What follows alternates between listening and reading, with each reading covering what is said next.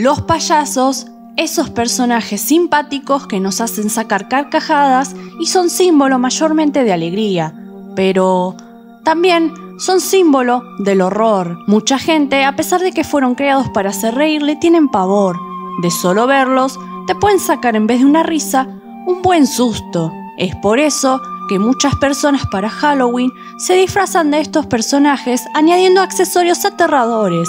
El payaso más aterrador no fue sacado de una película de terror, sino que fue real, y este se llamaba John Wayne Gacy, alias Pogo el payaso, y del cual se inspiró el terrorífico payaso de Stephen King, Pennywise, y logró hacer que la figura de un payaso pasara de ser algo gracioso a algo macabro. John Wayne Gacy Jr. nació el 17 de marzo de 1942 en Chicago, Illinois, y era el segundo de 3 hijos. Su padre era un machista que siempre lo criticaba. Además, este era alcohólico, por lo que el pequeño Gacy no tuvo una infancia fácil. A los 11 años tuvo un accidente al golpearse la cabeza con un columpio que le provocó un coágulo de sangre en la cabeza, que pasó desapercibido hasta los 16 años, cuando comenzó a tener mareos. Durante sus años de instituto, su familia se mudó de lugar en varias ocasiones, lo que causó que tuviera que acudir a distintos centros educativos y se convirtió en una persona extraña, con poca estabilidad emocional. Aún así, pese a las dificultades, se graduó en gerencia empresarial en el Northwestern Business College. En 1964 fue promocionado y transferido a Springfield, en Illinois. Trabajando allí, conoció a una trabajadora que se convertiría en su esposa, Marilyn Myers, y consumaron su matrimonio al año siguiente, en 1965. Los padres de esta, que adquirieron varios locales de la cadena de KFC, le ofrecieron un puesto de gerente en Waterloo, Iowa. Gacy aceptó la opción de irse a trabajar fuera. Viviendo en Waterloo, tuvo 2 niños y formó parte de distintas organizaciones caritativas de la zona. Y pese a la estabilidad familiar, los rumores de su homosexualidad pronto se difundieron por su vecindario. Se decía que este había realizado proposiciones de tipo íntimo a distintos jóvenes que trabajaban en el restaurante. A pesar de estos rumores, el Chase's Club lo nombró honorable vicepresidente del Chase's de Waterloo en 1967, la cadena de comida rápida donde trabajaba. En esa época, su vida profesional era perfecta, pero no así su vida personal, en la que rápidamente comenzó a tener serios problemas. Le fue infiel varias veces a su mujer y comenzó a consumir drogas. Además, construyó una habitación en su sótano, donde invitaba a los jóvenes a beber e intentó tener relaciones con algunos de ellos. Pero su idilio con los habitantes de Waterloo pronto llegaría a su fin, puesto que recibió varias denuncias de los jóvenes que acudían a su sótano. Mark Miller fue el primero que acudió a la policía afirmando que había sido atado y abusado en una de las visitas a la casa del payaso asesino. John Wayne Gacy fue sentenciado a 10 años de cárcel, pero su buen comportamiento le permitió estar en la calle a los 18 meses. Su mujer se divorció de él y nunca volvió a ver a sus 2 hijos. Tras salir de prisión, Gacy volvió a Illinois a vivir con su madre, y en 1971, gracias a la ayuda económica de su progenitora, se compró una casa en el 8213 West Somerdale Avenue, en una zona de Chicago. En su barrio era muy querido. Organizaba encuentros culturales e incluso se disfrazaba de payaso para animar fiestas infantiles. La cara pintada de blanco, los ojos claros, una cabeza medio calva, apenas decorada por pelo rojizo. Este se hacía llamar Pogo, el payaso, y este aspecto sería en el futuro inspiración para el famoso payaso del cine de horror It. En 1972 se casó nuevamente con Carol Hoff, pero su matrimonio se acabó en 1976, puesto que manifestaba que no tenían relaciones íntimas y había descubierto que se daba placer con revistas de adultos de contenido homosexual. Aparentemente, los más deseos oscuros de este no pudieron ser controlados y no tardaron en manifestarse, ya que empezó a utilizar, según él, su otra personalidad de Pogo, el payaso, para cometer crímenes atroces.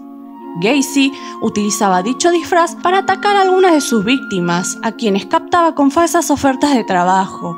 En esta localidad, el payaso asesino llevó a cabo decenas de asesinatos, como el de un joven llamado Darrell Sampson, que fue a la casa de West Somerdale Avenue y nunca más se lo volvió a ver con vida.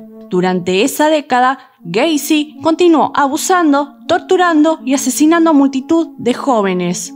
En diciembre de 1978, Robert Piest, un adolescente de 15 años, desapareció. Su madre dijo que la última vez que lo vio iba camino a encontrarse con Gacy para discutir sobre un probable trabajo. 10 días después, la policía allanó su casa en Illinois y descubrió lo peor.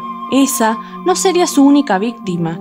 Se supo que Gacy había abusado y asesinado al menos a 33 jóvenes de entre 15 y 21 años.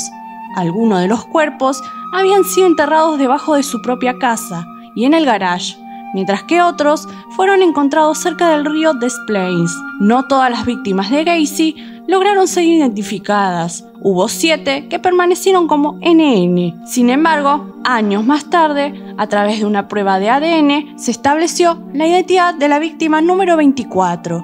Se trataba de James Byron Hackenson, un adolescente de 16 años que había desaparecido en 1976. Su madre lo buscó desesperadamente e incluso contactó a las autoridades cuando se conoció el caso de Gacy, pero no tenía los registros dentales de su hijo, que hubieran servido para identificarlo. La mujer murió en el año 2000 sin saber cuál fue el destino de su hijo. Fueron otros familiares los que proveyeron muestras de ADN que permitieron identificarlo entre las víctimas del payaso maldito. Sus actos eran meticulosos. El método de engaño para abordar a las víctimas era totalmente planificado. Llevaba consigo un trapo y cloroformo para sedarlos, e iba coleccionando algunos cadáveres como si fuesen trofeos en el sótano de su casa. El juicio comenzó en 1980. Más allá de las evidencias, Gacy había confesado los crímenes, por lo que el debate se centró en su salud mental. Él le había dicho a la policía que quien cometía los crímenes era su alter ego Pogo el payaso. Esto no lo salvó de ser sentenciado a la pena de muerte. En la cárcel se convirtió en pintor. Sus obras llegaron a ser exhibidas en una galería de arte. Apeló su sentencia en numerosas ocasiones. Incluso se retractó de su confesión e insistió en su inocencia. En 1994, finalmente le aplicaron la inyección letal. Este tenía 54 años de edad. En una última entrevista, mostró sus pinturas con los enanitos de Blancanieves reunidos y distendidos, a Jesús y autorretratos de Pogo, que le recordaban la época en que iba disfrazado de payaso a fiestas infantiles o a hospitales pediátricos. Se lo notaba preocupado porque la iglesia no estaba cumpliendo su rol de mantener unida a las familias, llegando incluso a reprochar a una madre por el dolor que expresaba al perder a su hijo a manos de él. Este, con todo el cinismo del mundo, argumentó que si era tan buena madre, ¿por qué su hijo se había fugado? Mostrándonos una vez más la esencia misma del sadismo. Este terrorífico caso se convirtió en popular en Estados Unidos y en la actualidad se estudia en cursos y asignaturas de psicología forense, junto con otros casos como el de Petiso Orejudo. Anteriormente hice un video sobre él. Si quieres verlo, te dejo el link en la descripción. Los psicólogos han aportado distintas opiniones y explicaciones a las causas de la personalidad de este asesino en serie. Algunos señalan la pobre relación con su padre, que, además de ser alcohólico, lo trató muy mal durante su infancia. Otros piensan que el golpe que recibió en la cabeza y los consecuentes desmayos que sufría a partir de los 16 años tuvieron algo que ver con su macabra conducta.